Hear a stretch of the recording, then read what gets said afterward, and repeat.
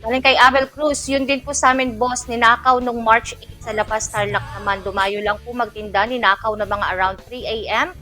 Tangay pati yung paninda, nakita sa CCTV, papuntang Zaragoza. Up to now, wala nang balita. May pabuya nga po, boss namin, na kung sino makapagtuturo. Heto po yung pictures ng kolong-kolong. Ay, may sinend picture.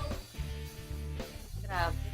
Pero ang malaking tulong itong CCTV sa bawat poste sa mga kabahayan dahil dyan po ay napapadali po ng ating mga kapulisan kung saan um, Pwedeng matrack. matrack. Oo. Malaking bagay. Yan malaking bagay po yan, CCTV.